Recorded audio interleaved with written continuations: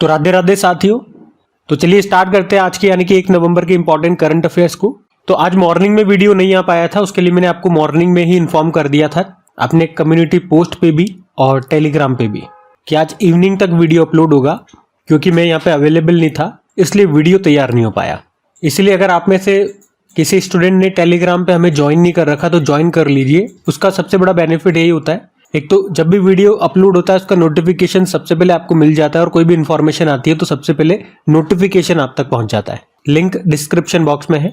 तो चलिए स्टार्ट करते हैं आज की क्लास। तो पहले प्रश्न में क्या पूछ रहे हैं, अभी हाल ही में बांग्लादेश ने किस देश को हरा करके South Asian Football Federation women's championship 2024 को जीत लिया? तो इसका उत्तर हो जाएगा नेपाल। यहाँ पे हम बात कर रहे हैं South Asian Football Federation women's championship 2024 की, जो कहाँ पे हुआ? नेपाल में। नेपाल की कैपिटल काठमांडू है, तो उसमें एक दशरथ स्टेडियम है, वहां पे खेला गया था और इसको जीत लिया बांग्लादेश ने। बांग्लादेश ने ये दूसरी बार जीता है, दूसरा टाइटल है। यहाँ पे बांग्लादेश ने किसे हराया? नेपाल को ही हराया है। अभी 17 से लेकर 30 अक्टूबर तक ये चैंपियनशिप हुई थी, तो ये आप ध्यान रखेंगे। अभी मैं क्या करूंगा, आपको 2024 में फुटबॉल से संबंधित जितने भी प्रश्न हमने पढ़े हैं वो सारे मैं आपको एक साथ रिवाइज कराऊंगा, बिल्कुल ध्यान से सुनिएगा। देखो, एक तो आपको ये पता है बाला देवी का नाम अभी 50 अंतरराष्ट्रीय गोल करने वाली पहली भारतीय महिला फुटबॉलर बनी थी। बाकी डूरंड कप की बात करें, अभी 2024 में 133वां संस्करण था। इसे गुवाहाटी का एक north east United football club है, उसने जीत लिया, मोहन बागान को हराया था। अंडर 17 वुमेन्स वर्ल्ड कप 2024 ये डोमिनिकन रिपब्लिक में होगा और अभी इसी के लिए सहायक रेफरी के रूप में मेघालय की रिहोहलंग धर को चुना गया। 48वां कोपा अमेरिका, इसे अर्जेंटीना ने जीत लिया, कोलंबिया को हराया। यूईएफए यूरोपीय फुटबॉल चैंपियनशिप, जिसे यूरो कप भी कहते हैं, स्पेन ने जीता, इंग्लैंड को हराया। वर्ल्ड फुटबॉल डे 25 मई को मनाया और 2023-24 यूईएफए चैंपियंस लीग को रियल मैड्रिड ने जीता है, स्पेनिश फुटबॉल क्लब है। एएफसी वुमेन्स एशियन कप 2029 ये उज्बेकिस्तान में हुआ और पहला ये सेंट्रल एशियन कंट्री होगा जो इसकी मेजबानी करेगा। अभी एक एग्जाम में ये प्रश्न आया था, आप ही में से एक स्टूडेंट ने मुझे बताया, तो इंपॉर्टेंट मार्क करना। अब ये तो 2029 वाला हो गया और 2026 वाला कहाँ पे होगा? ऑस्ट्रेलिया में होगा। फीफा वुमेन्स वर्ल्ड कप 2027 वाला ब्राजील में, ये भी बिहार पुलिस एग्जाम में आया था। इंडियन सुपर लीग 2023-24 का खिताब मुंबई सिटी फुटबॉल क्लब ने जीता, मोहन बागान को हरा के। संतोष ट्रॉफी 2023-24 ऐसे सर्विसेज ने जीता, गोवा को हरा करके। South Asian Football federation under 19 football championship 2024 Bharat और बांग्लादेश विजेता रहा।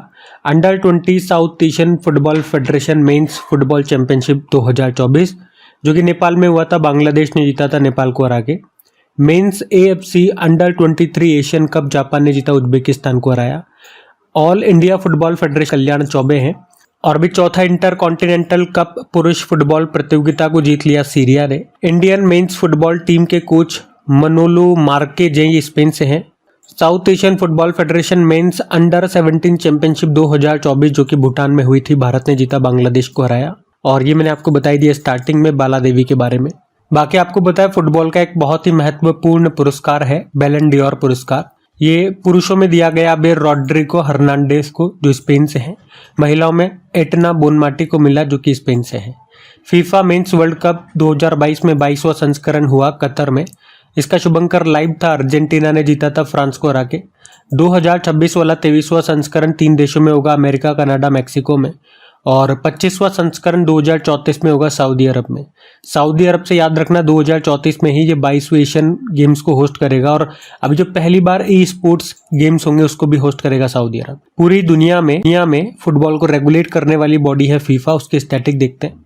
जैसे स्थापना होती है 1904 में, हेडक्वार्टर ज्यूरिख स्विट्जरलैंड में है, प्रेसिडेंट है गियानी इन्फेनिटो। कुछ कप्स एंड ट्रॉफीज की बात करें तो रॉबर्ट्स कप हो गया, Santosh trophy, Subroto cup, Durand cup, Ashutosh cup, Merdeka cup और नेहरू कप, इन सब का संबंध फुटबॉल से है।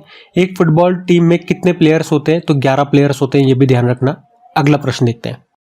तो अगले में पूछ रहे हैं क्या, देश की पहली हेली एम्बुलेंस मेडिकल सेवा जिसका नाम संजीवनी है, इसकी शुरुआत कहाँ पे की गई? तो आंसर होगा उत्तराखंड में। अच्छा, इसकी बात हम पहले भी कर चुके हैं, आपको याद होगा, पर अभी इसे फाइनली शुरू कर दिया गया है। किसके द्वारा या किसने किया? तो प्रधानमंत्री नरेंद्र मोदी ने। ये देश की पहली हेली एम्बुलेंस मेडिकल सेवा है जिसको भी शुरू कर दिया गया, उसका नाम संजीवनी रखा है। ये सुविधा, ये फैसिलिटी कहाँ पे शुरू हुई या किसके द्वारा संचालित की जा रही है, तो एम्स ऋषिकेश की है ये। एम्स ऋषिकेश की ओर से संचालित की जा रही है। इसमें मेडिकल सुविधाओं को हेलीकॉप्टर के माध्यम से आप तक, मतलब जो भी पेशेंट होंगे उन तक पहुंचाया जाएगा। जैसे कि मान लो किसी का एक्सीडेंट हो गया तो हेलीकॉप्टर आएगा और जो भी जरूरी ट्रीटमेंट होगा हाथों हाथ वो आपको दे देगा, फिर आपको उठा के हॉस्पिटल लेकर के चला जाएगा। तो मतलब एक्सीडेंट से हॉस्पिटल पहुंचने में जो समय लगता है वो बहुत सारा बच जाएगा, जिससे बहुत सारे पेशेंट क्या होते हैं, देरी से पहुंचने के कारण या देरी से ट्रीटमेंट मिलने के कारण उनकी डेथ हो जाती है। तो ऐसा अब नहीं होगा यहाँ पे। और ये देश की पहली हेलीकॉप्टर एम्बुलेंस मेडिकल सेवा है, याद रखना, संजीवनी इसका नाम है। कहाँ पे शुरू होती है? उत्तराखंड में। एम्स ऋषिकेश का नाम याद रखना, ये इसे शुरू कर रहा है। अच्छा, उत्तराखंड से आपको याद आएगा कि 2025 में जो 38 नंबर के नेशनल गेम्स होंगे वो भी कहाँ पे होंगे? उत्तराखंड में। अभी 2024 में जो काजिंद एक्सरसाइज हुआ था भारत और कजाकिस्तान के बीच में, उत्तराखंड के ओली में हुआ था। और एक भीष्म, मैं आपसे पूछूंगा भीष्म क्या है? भीष्म पहले तो ये बताओ। पहला स्वदेशी पोर्टेबल हॉस्पिटल है। अभी जब यूक्रेन गए थे मोदी जी, वहां पे गिफ्ट भी किया था उन्होंने। भीष्म की फुल फॉर्म एग्जाम में पूछी जा चुकी है, क्या होती है? भारत हेल्थ इनिशिएटिव फॉर सहयोग, हित और मैत्री। और हेलीकॉप्टर से आपको याद आएगा, स्पेन की एक कंपनी है एयरबस। तो एयरबस और टाटा ये मिलकर के भारत का पहला H125 हेलीकॉप्टर बना रहे हैं, 2026 तक बन जाएगा। उसके अलावा भारतीय नौसेना की पहली महिला हेलीकॉप्टर पायलट बनी थी अनामिका बी। और बताओ, भारत का सबसे बड़ा हेलीकॉप्टर मैन्युफैक्चरिंग प्लांट का उद्घाटन कहाँ पे किया था मोदी जी ने? कर्नाटक के तुमकुरू में। ये किसका है? हिंदुस्तान एरोनॉटिकल लिमिटेड का है। तो ये सारे जो एक्स्ट्रा पॉइंट्स बताए ये भी सारे इंपॉर्टेंट है, ध्यान में रखना। और जो पीडीएफ में आपको देता हूँ, जो अपनी क्रिक एग्जाम एप्लीकेशन पे आपको इसकी पीडीएफ मिलती है, पहले तो मैं ये बता दूं, तो क्रिक एग्जाम एप्लीकेशन को इंस्टॉल कर लेना, तो डेली आपकी पीडीएफ अवेलेबल हो जाती है। वीडियो डालने के 20 मिनट के 15 मिनट के अंदर अंदर पीडीएफ आ जाती है और साथ में आपको क्विज भी मिल जाती है ताकि आप इनकी प्रैक्टिस कर सको। तो पीडीएफ में ये सारे क्वेश्चन के साथ साथ जो भी एक्स्ट्रा डिटेलिंग रिवीजन वाली शीट में आपको दे रहा हूँ वो सब आपको मिलेगा बिल्कुल फ्री में। तो आप वहां से डाउनलोड कर लेना। सेशन अच्छा लगे तो प्लीज वीडियो को लाइक करके शेयर जरूर करना। चलो अगला प्रश्न देखते हैं फिर। तो अगले प्रश्न में पूछ रहे हैं, हाल ही में गृह मंत्री जो है अमित शाह, उन्होंने जनगणना भवन में किसकी प्रतिमा का अनावरण किया? अभी तो आंसर होगा सरदार वल्लभ भाई पटेल। तो अभी हमारे जो गृह मंत्री और सहकारिता मंत्री अमित शाह, उन्होंने नई दिल्ली में जो जनगणना भवन है उसमें सरदार वल्लभ भाई पटेल जी की प्रतिमा का अनावरण किया है। इसके अलावा अमित शाह ने जन्म और मृत्यु के पंजीकरण मतलब रजिस्ट्रेशन को परेशानी मुक्त बनाने के उद्देश्य से नागरिक पंजीकरण प्रणाली मोबाइल एप्लीकेशन को भी लॉन्च किया है। अच्छा, यहाँ पे सरदार वल्लभ भाई पटेल जी से जो भी महत्वपूर्ण प्रश्न बनते हैं वो मैं आपको कराऊंगा, अगले प्रश्न में कराऊंगा। यहाँ पे स्टैच्यू से संबंधित कुछ प्रश्न मैं आपको रिवाइज करवाता हूँ। जैसे कि आपको याद हो, जैसे कि पीयूष गोयल ने तमिलनाडु में भारत के पहले जो वित्त मंत्री हैं R.K. षणमुखम चेट्टी, उनकी प्रतिमा का अनावरण किया था। नए संसद भवन का डिजाइन तैयार किया था डॉक्टर बिमल पटेल ने। तेलंगाना के हैदराबाद में अंबेडकर जी की 125 फुट ऊंची स्टैचू का अनावरण किया गया, जिसके वास्तुकार है रामवी सुतार। स्टैचू ऑफ प्रॉस्पेरिटी, ये केम्पेगौड़ा जी की स्टैचू है जो लगाई गई थी बेंगलुरु में, 108 फुट ऊंची है। और भगवान शिव जी की जो स्टैचू है, जिसे स्टैचू ऑफ बिलीफ कहते हैं, ये स्थापित की गई थी राजस्थान के नाथ द्वारा में, जिसकी ऊंचाई है 112 मीटर ऊंची। Statue of knowledge B.R. Ambedkar ji की स्टैचू है, महाराष्ट्र के लातूर में लगाई गई थी, 70 फुट ऊंची है। स्टैचू ऑफ इक्वेलिटी हैदराबाद में लगाई गई थी, संत रामानुजाचार्य जी की स्टैचू है, 216 फुट ऊंची है। और स्टैचू ऑफ यूनिटी आप जानते ही हो, सरदार पटेल जी की स्टैचू है जो आपको मिलेगी केवड़िया गुजरात में, 182 मीटर इसकी हाइट है। बाकी दुनिया की सबसे ऊंची नटराज प्रतिमा ये नई दिल्ली में स्थापित की गई थी, 28 फुट ऊंची है। इसको तैयार किया था राधा कृष्णन ने। तो मध्य प्रदेश के जो पूर्व मुख्यमंत्री थे शिवराज सिंह चौहान, उन्होंने ओमकारेश्वर में 108 फुट ऊंची आदि शंकराचार्य जी की प्रतिमा का अनावरण किया था, जिसे समानता की प्रतिमा स्टैचू ऑफ वननेस कहते हैं। भारत के बाहर B.R. अम्बेडकर जी की सबसे ऊंची प्रतिमा स्थापित की गई थी अमेरिका के मैरीलैंड शहर में, 19 फीट ऊंची है ये। इसे स्टैचू ऑफ इक्विलिटी कहते हैं, जिसके वास्तुकार है राम वी सुतार। और अयोध्या में जो रामलला की मूर्ति है उसकी हाइट 51 इंच है, उसको बनाया था अरुण योगीराज ने। और अयोध्या मंदिर का डिजाइन तैयार किया था चंद्रकांत बी सोमपुरा ने। बाकी अगर पूछे किस देश में हनुमान जी की स्टैच्यू जिसको कहते हैं स्टैचू ऑफ यूनियन, ये स्थापित की गई थी अमेरिका में, अमेरिका के टेक्सास में 90 फीट ऊंची है। असम में लचित बोरफुकन की 125 फुट ऊंची प्रतिमा स्थापित की गई थी जिसका नाम है शौर्य की प्रतिमा। और अमेरिका के टेक्सास में हनुमान जी की स्टैचू, ये चलो ऊपर ही पढ़ लिया हमने, वही वाली बात है। अच्छा, एक स्टैचू और है शिवाजी महाराज जी की प्रतिमा, ये महाराष्ट्र के राजकोट में आपको मिलेगी। और ये चर्चा में रही थी क्योंकि एक तूफान आया था, आंधी तूफान आया था, उसमें ये गिर गई थी जो काफ़ी चर्चा में थी। मोदी जी ने इसको लेकर के देशवासियों से क्षमा भी मांगी थी। आपके लिए ये प्रश्न रहेगा, ये जो शिवाजी की प्रतिमा थी इसकी ऊंचाई कितनी थी। और एक और प्रतिमा है डॉक्टर BR अम्बेडकर जी की विजयवाड़ा आंध्र प्रदेश में, जिसकी हाइट 125 फुट है, जिसे social statue of social justice के नाम से जानते हैं। तो ये कुछ महत्वपूर्ण स्टैचूज मैंने यहाँ पे आपको रिवाइज कराई, ध्यान में रखिएगा। अगला प्रश्न देखते हैं। फिर अगले प्रश्न में पूछ रहे हैं कि राष्ट्रपति भवन में किसकी प्रतिकृति लगाई गई है। प्रतिकृति मतलब होता है रेप्लिका, यानी कि एक तरह से नकल।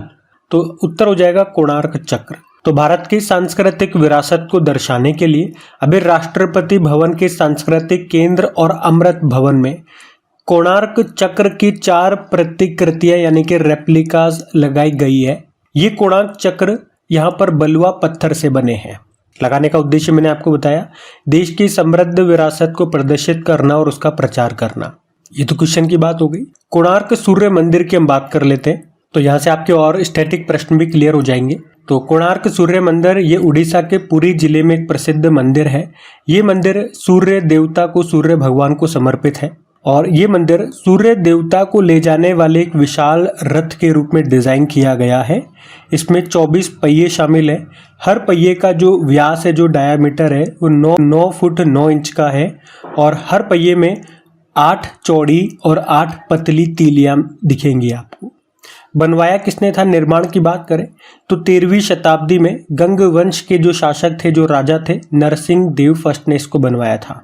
और ये यूनेस्को की विश्व धरोहर सूची में भी शामिल है। कब किया गया था, 1984 में शामिल किया गया था। हमारा जो 10 रुपये का करेंसी नोट है उस पर भी इसी का चित्र अंकित है।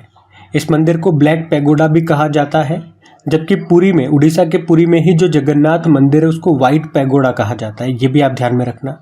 अच्छा, अगर मैं आपसे पूछूं, अभी राष्ट्रपति भवन में, इसी साल की बात है, राष्ट्रपति भवन में दरबार हॉल का नाम बदलकर क्या कर दिया गया, इसका उत्तर आप लोग देंगे। ये आपके लिए होमवर्क प्रश्न है। और वहीं पे जो अशोक हॉल है उसका नाम बदलकर अशोक मंडप किया गया था।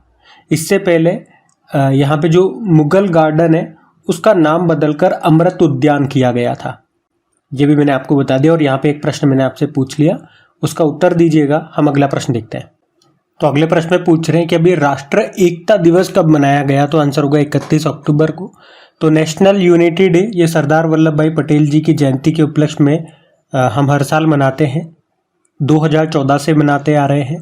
आपको पता है सरदार वल्लभ भाई पटेल जी स्वतंत्र भारत के पहले गृह मंत्री और देश के पहले उप प्रधानमंत्री, डेप्यूटी प्राइम मिनिस्टर भी रहे थे। उनका जन्म 31 अक्टूबर 1875 में हुआ था। उन्हें राष्ट्र एकता का जनक कहा जाता है। उन्होंने 565 यानी कि 565 से ज़्यादा रियासतों को भारतीय संघ में शामिल करने में अहम भूमिका निभाई थी। इसलिए उन्हें भारत का बिस्मार्क भी कहा जाता है और उन्हें भारत का लौह पुरुष भी कहा जाता है। भारत का सर्वोच्च सम्मान भारत रत्न भी उनको मिल चुका है, 1991 में दिया गया था। और 1928 में बारदोली सत्याग्रह का नेतृत्व इन्होंने ही किया था। इनकी एक स्टैचू भी है, स्टैचू ऑफ यूनिटी जिसे आप कहते हो। दुनिया की सबसे ऊंची स्टैचू है ये गुजरात के केवड़िया में आपको मिलेगी। हाइट है 182 मीटर। तो इनसे संबंधित ये सारे इंपॉर्टेंट फैक्ट्स मैंने आपको बता दिए। और अक्टूबर में जब भी डे वाला प्रश्न आया है, पूरे अक्टूबर में जितने भी डेज हम मनाते हैं, बार बार मैं आपको रिवाइज करवाता हूँ। आज मैं आपको अक्टूबर के डेज रिवाइज नहीं कराऊंगा। आज मैं आपको पूरे साल भर के वो दिवस रिवाइज करवाने वाला हूँ जो किसी न किसी महान पुरुष के, महान व्यक्तित्व के जयंती को हम मनाते हैं। अच्छा, लेकिन उससे पहले 2-4 दिवस मैं आपको अक्टूबर के और बताना चाहूँगा जो हमने नहीं पढ़े हैं, वो मैं आपको एक साथ बता रहा हूँ ताकि मैं चाहता हूँ कुछ भी न छूटे। तो ये कुछ दिवस हैं, वो भी आप एक बार सुन लो। ये इतने खास इंपॉर्टेंट तो नहीं है, लेकिन फिर भी मनाए जाते हैं, तो एक बार मेरा फर्ज है कि मैं आपको बता दूं। जैसे कि 22 अक्टूबर को अंतर्राष्ट्रीय हकलाना जागरूकता दिवस होता है। 25 अक्टूबर को अंतर्राष्ट्रीय बोनापन जागरूकता दिवस। 26 अक्टूबर को विश्व तैराकी दिवस। 27 अक्टूबर को विश्व श्रव्य दृश्य विरासत दिवस। 28 अक्टूबर को अंतर्राष्ट्रीय एनिमेशन दिवस। ठीक है, अब चलो वो जयंती वाले जो दिवस मेरे को बताए थे वो आपको रिवाइज कराऊं। भारत में स्वामी विवेकानंद जी की जयंती को राष्ट्रीय युवा दिवस नेशनल यूथ डे मनाते हैं, 12 जनवरी को होता है। सुभाष चंद्र बोस जी की जयंती को पराक्रम दिवस मनाते हैं, 23 जनवरी को होता है। महात्मा गांधी जी की पुण्यतिथि को हम शहीद दिवस के रूप में मनाते हैं, 30 जनवरी को होता है। और एक और शहीद दिवस हम मनाते हैं, वो आप लोग बताइएगा वो शहीद दिवस हम कब मनाते हैं। बाकी पंडित दीनदयाल उपाध्याय की पुण्यतिथि को समर्पण दिवस होता है 11 फरवरी को। सरोजिनी नायडू जी की जयंती को राष्ट्रीय महिला दिवस होता है 13 फरवरी को। पूर्व प्रधानमंत्री राजीव गांधी की पुण्यतिथि को राष्ट्रीय आतंकवाद विरोधी दिवस होता है 21 मई को। पूर्व प्रधानमंत्री राजीव गांधी जी की जयंती को, पुण्यतिथि को तो राष्ट्रीय आतंकवाद विरोधी दिवस और जयंती पे सद्भावना दिवस होता है, ये 20 अगस्त को होता है। मेजर ध्यानचंद जी की जयंती को राष्ट्रीय खेल दिवस होता है 29 अगस्त को।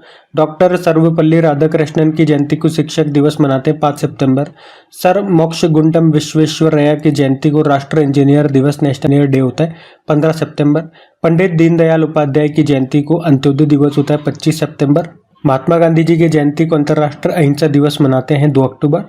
डॉक्टर एपीजे अब्दुल कलाम जी की जयंती को विश्व छात्र दिवस 15 अक्टूबर को। और सरदार वल्लभ भाई पटेल जी की जयंती को राष्ट्रीय एकता दिवस जो हमने मनाया अभी 31 अक्टूबर को। मौलाना अब्दुल कलाम आजाद की जयंती को राष्ट्रीय शिक्षा दिवस के रूप में मनाएंगे हम 11 नवंबर। और प्रथम प्रधानमंत्री जवाहरलाल नेहरू की जयंती को आप जानते हो बाल दिवस होता है 14 नवंबर। डॉक्टर भीमराव अंबेडकर जी की पुण्यतिथि को महापरिनिर्वाण दिवस होता है 6 दिसंबर। चौधरी चरण सिंह जी की जयंती को राष्ट्रीय किसान दिवस होता है 23 दिसंबर। और पूर्व प्रधानमंत्री रहे अटल बिहारी वाजपेयी जी की जयंती को सुशासन दिवस होता है 25 दिसंबर।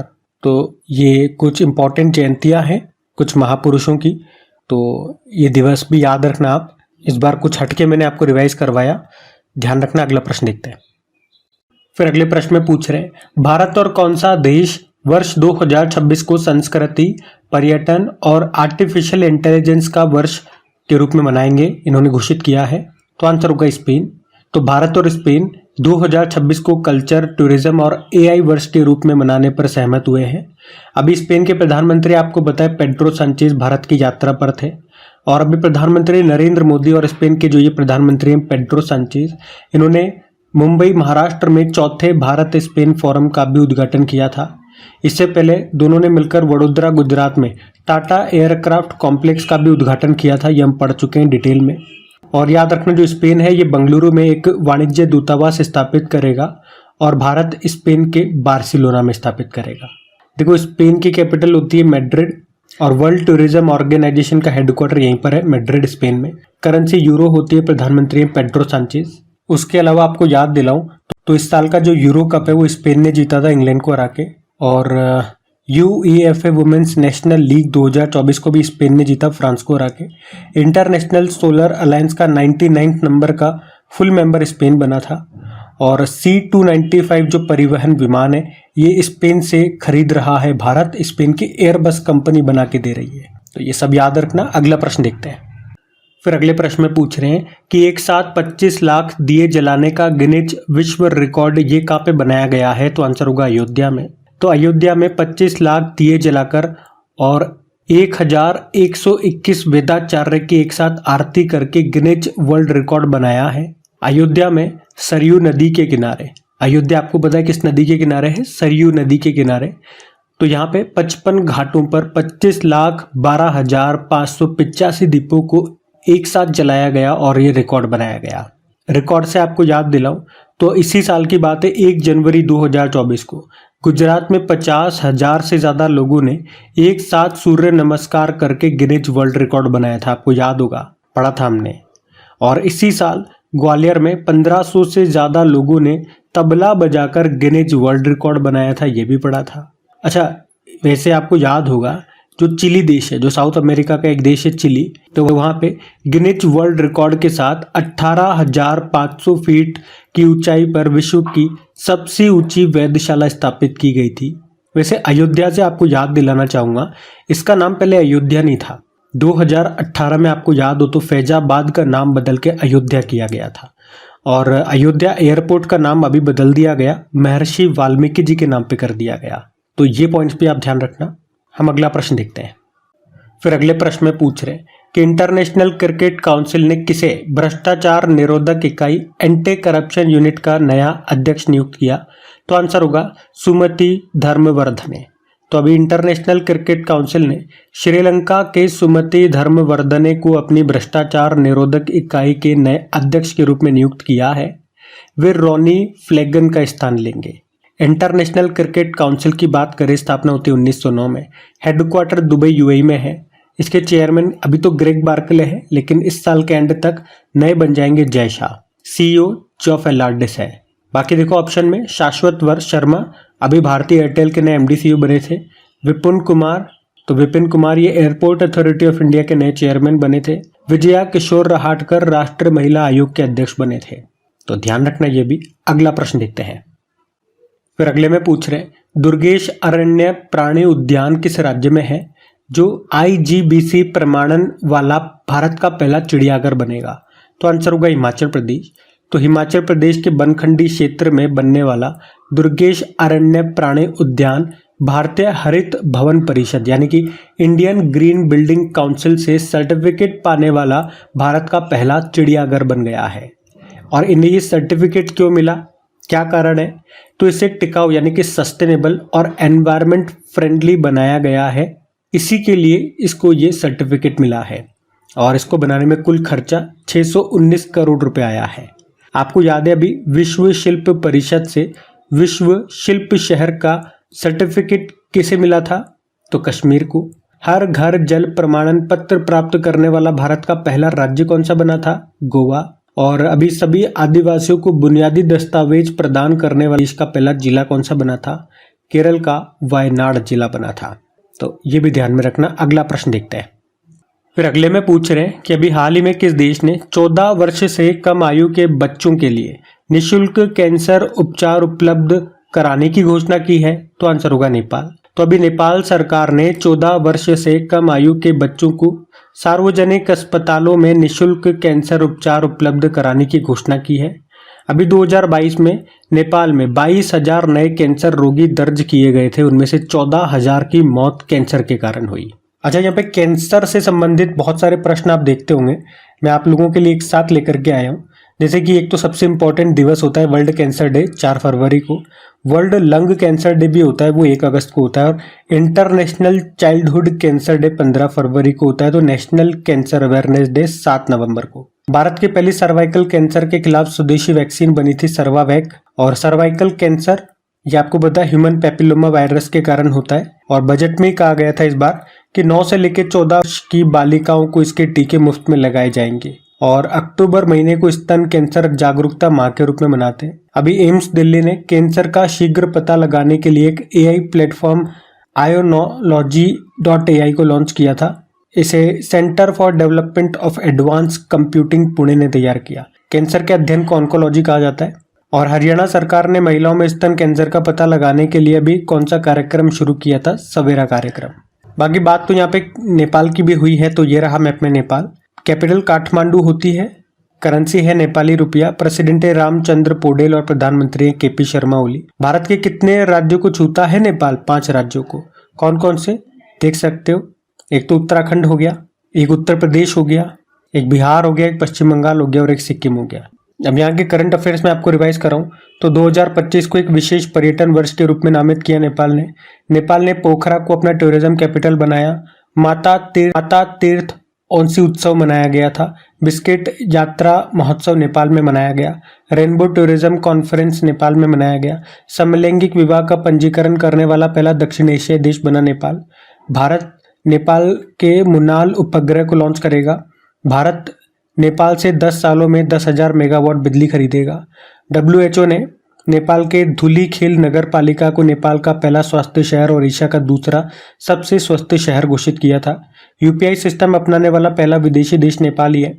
इंटरनेशनल सोलर अलायंस का 101वां सदस्य देश नेपाल बना। और नेपाल जो है ये भारत के माध्यम से बांग्लादेश को 40 मेगावाट बिजली निर्यात करे। और निम्मा रिंजी शेरपा दुनिया की 8,000 मीटर से ऊंची सभी 14 चोटियों पर चढ़ने वाले सबसे कम उम्र के व्यक्ति बन गए। इनकी उम्र 18 साल है। ये एक नेपाली पर्वतारोही है। तो ये लीजिए, आज की क्लास यहीं पे ओवर करते हैं। उम्मीद करूंगा सेशन आपको पसंद आया होगा। अच्छा लगा तो प्लीज़ वीडियो को लाइक ज़रूर कीजिएगा। देखो फेस्टिवल होने के कारण, मैं इधर उधर रहने के कारण टाइम नहीं मिल पाया, वीडियो में आपका तैयार नहीं कर पाया। मैं चाहता तो 2 दिन का एक साथ लिख करके आपको वीडियो प्रोवाइड कर सकता था, जो यूट्यूब पर ज़्यादातर लोग ऐसे ही करते हैं। लेकिन फिर भी नहीं, मुझे पता था व्यूज़ भले ही कम आएंगे लेकिन मैं आपको अलग अलग प्रोवाइड करूंगा, चाहे उसके लिए मेरे को कितनी मेहनत करनी पड़े। आपको जैसा ये वीडियो चला गया, अब कल के करंट अफेयर्स के लिए मुझे लगातार लगना पड़ेगा, मतलब कंटिन्यू काम करना है आप लोगों के लिए फेस्टिवल पे भी। तो प्लीज़ सपोर्ट ज़रूर कीजिए, इसे अपने दोस्तों के साथ में स्टडी ग्रुप में शेयर ज़रूर कीजिएगा, बस इतनी सी रिक्वेस्ट है। चलो अभी कल के करंट अफेयर्स का क्विक रिवीजन करा देते हैं, फिर हम सेशन एंड करते हैं। तो पहला प्रश्न आपसे पूछा था, श्री श्री रविशंकर को किस देश के सर्वोच्च नागरिक पुरस्कार से सम्मानित किया गया? तो आंसर होगा फिजी। फिर पूछा, भारत के पहले लेखकों के गांव का उद्घाटन कहाँ पे किया गया? देहरादून। किस राज्य ने राज्य विशिष्ट योजना लागू की है? हरियाणा। पंजाब नेशनल बैंक के एमडी सीईओ बन गए अशोक चंद्रा। हिमाचल प्रदेश के किस शहर में राज्य की पहली डिजिटल लाइब्रेरी का उद्घाटन किया गया? बिलासपुर। और CII अवार्ड्स में किसने सर्वश्रेष्ठ खेल लीग का पुरस्कार जीता? Pro kabaddi league. भारतीय एयरटेल ने किसे अपना एमडी सीईओ नियुक्त किया? शाश्वत शर्मा। और वनडे में भारत के लिए सर्वाधिक शतक जड़ने वाली महिला क्रिकेटर कौन बनी है? तो आंसर होगा स्मृति मंधाना। एशियाई आर्मर रेसलिंग कप 2024 में भारत कौन से स्थान पर रहा? दूसरे स्थान पे। और आखिरी प्रश्न था, मैथ्यू वेड ने अंतरराष्ट्रीय क्रिकेट से संन्यास ले लिया, वे किस देश के खिलाड़ी? ऑस्ट्रेलिया। चलो अभी कल का भी होमवर्क प्रश्न देखते हैं और सेशन एंड करते हैं। तो कल के प्रश्न में पूछा था, WSF विश्व जूनियर स्क्वैश चैंपियनशिप 2024 का आयोजन ये कहाँ पे हुआ था? तो सही उत्तर होगा अमेरिका। आप सभी ने प्रश्न का बिल्कुल सही उत्तर दिया। अब ये रहा आज का आपका होमवर्क प्रश्न।